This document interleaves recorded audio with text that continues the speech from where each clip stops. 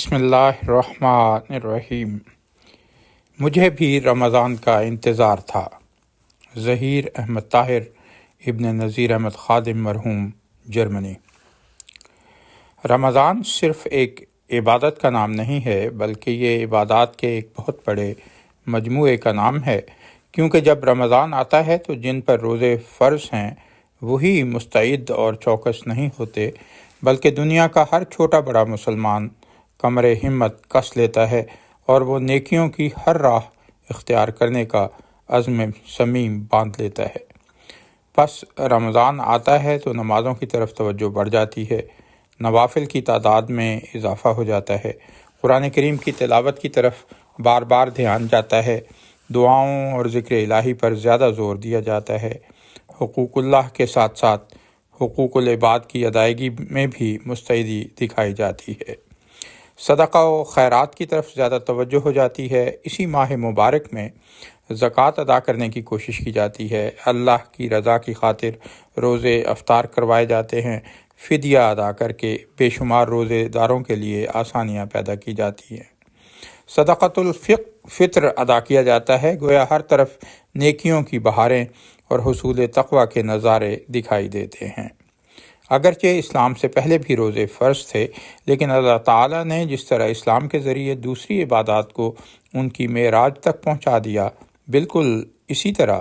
حضرت صلی اللہ علیہ وسلم کے ذریعے روزے بھی اپنی معراج کو پہنچے، یہاں تک کہ اللہ تعالیٰ نے روزے کی جزا کو اپنی لقاء کا ذریعہ ٹھہرایا ہے۔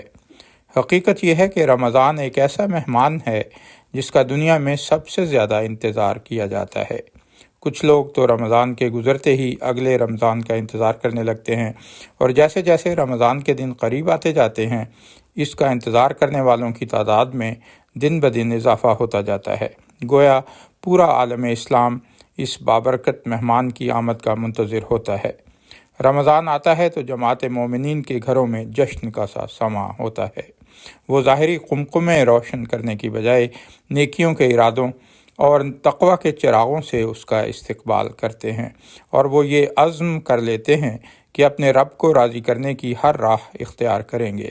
وہ نہ تو کسی چھوٹی نیکی کو چھوڑتے ہیں اور نہ ہی کسی بڑی نیکی سے پیچھے رہتے ہیں، بلکہ وہ ہر بدی کو بیزار ہو کر ترک کرنے کی کوشش کرتے ہیں۔ وہ اپنے دلوں کے سکون کے لیے اللہ تعالیٰ کو کثرت سے یاد کرتے ہیں اور اپنا قیمتی وقت ضائع کرنے کی بجائے تلاوت قرآن شریف سے اپنے گھروں کو برکت دیتے ہیں۔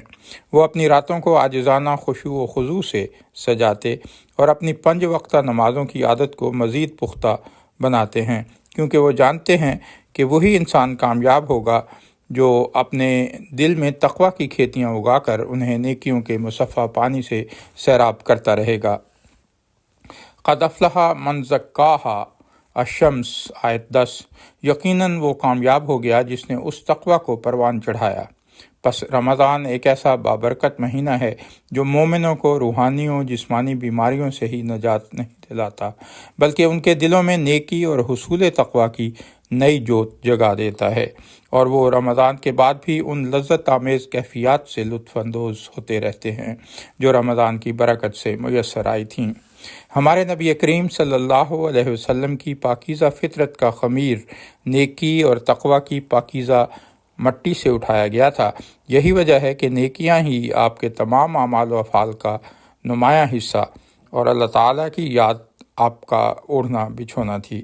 رسول کریم صلی اللہ علیہ وسلم کی بابرکت زندگی کا بغور مطالعہ کیا جائے تو ہر صاحب فراست جان لے گا کہ آپ نے اپنی زندگی میں دکھ، درد، بھوک اور پیاس کی شدت، تبلیغ دین اور جہاد فی سبیل اللہ میں جس قدر تکلیفیں اٹھائیں، اور جس طرح آپ نے اپنے دن رات اللہ تعالیٰ کی یاد، اس کی عبادات، خشیت سے بھرپور راتوں کے قیام اور رکوع و سجود میں گزارے، نیز حقوق العباد کے قیام میں آپ نے آپ کو وقف رکھا، آپ کے یہ تمام اعمال و افعال رمضان کی تمام تر کیفیات کو اپنے اندر سموئے ہوئے تھے، گویا عملی طور پر آپ صلی اللہ علیہ وسلم کی ساری زندگی رمضان میں ہی گزری، لیکن اس کے باوجود رمضان کے آتے ہی آپ صلی اللہ علیہ وسلم کمر ہمت کس لیتے اور پہلے سے بہت بڑھ کر نیکیوں اور تقویٰ کے حصول کے لیے کوشاں ہو جاتے۔ پس رمضان اس لیے آتا ہے کہ ہر مومن اطاعت الہی میں اپنی گردن جھکا دے، وہ اپنی نفسانی خواہشات اور مرضیات سے الگ ہو جائے، اپنے نفس پر ضبط کرنا سیکھے اور اس کی اصلاح کی خاطر ہر قربانی کے لیے تیار ہو جائے۔ نمازوں کے قیام، تہجد کی ادائیگی، دعاؤں، تسبیح و تحمید اور درود شریف کی طرف خاص توجہ کرے، تلاوت قرآن کریم کی عادت کو پختہ بنا لے، صدقات و خیرات میں دوام اختیار کرے، خورد و نوش میں اسراف سے بچے اور جسمانی و اخلاقی اور روحانی صحت کی خاطر اپنے اندر اعتدال کی عادت پیدا کرے۔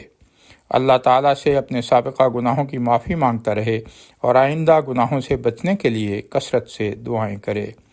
پس رمضان اس لیے آتا ہے تاکہ ہم نیکی اور تقوی کے حصار میں آ جائیں اور ہمارے اندر پاک روحانی تبدیلیاں پیدا ہوں۔ جب ایک مومن ان تمام امور کی طرف توجہ دے گا تو اس مجاہدے کے نتیجے میں اس کے اندر ملکی صفات پیدا ہوں گی جو قرب الہی کا موجب بنے گی انشاءاللہ۔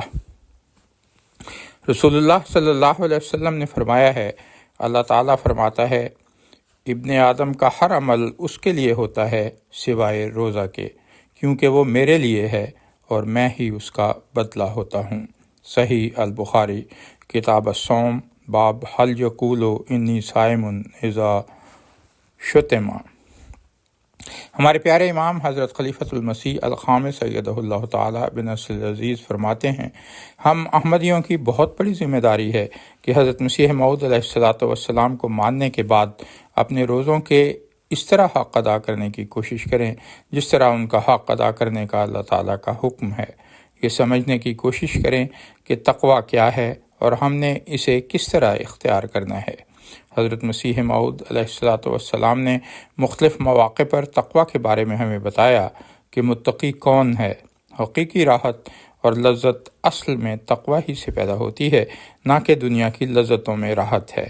کس طرح ہمیں نیکیاں بجا لانی چاہیے۔ انسان کو حقیقی مومن بننے کے لیے اپنا ہر کام خدا تعالیٰ کی مرضی اور اس کی رضا حاصل کرنے کے لیے کرنا چاہیے، اور یہی ایک بات ہے جو مومن اور کافر میں فرق ڈالتی ہے۔ اور یہ بھی آپ نے ہمیں بتایا، اللہ تعالیٰ کی معرفت میں انسان ترقی کرے۔ ہر روز جو آئے، ہر آنے والا دن ہمیں اللہ تعالیٰ کی معرفت میں آگے لے جانے والا ہو، نہ کہ وہیں کھڑے رہیں یا ان لوگوں کی طرح ہوں جو صرف معاشرتی دباؤ کی وجہ سے دکھانے کے لیے روزے رکھتے ہیں، نہ کہ تقویٰ میں بڑھنے کے لیے۔ خطبہ جمعہ بیان فرمودہ 18 مئی 2018، الفضل انٹرنیشنل، 8 جون 2018، صفحہ 6۔ اللہ کرے کہ ہم اسی طرح رمضان میں داخل ہوں جس طرح ہمارے آقا و ہادی صلی اللہ علیہ وسلم داخل ہوا کرتے تھے، اور جب رمضان مہمان کے طور پر ہم سے جدا ہونے لگے تو اس وقت تک ہمارے دلوں میں نیکی اور تقویٰ کی کھیتیاں لہلہانے لگ جائیں۔ اللہ کرے کہ ایسا ہی ہو، آمین یا رب العالمین۔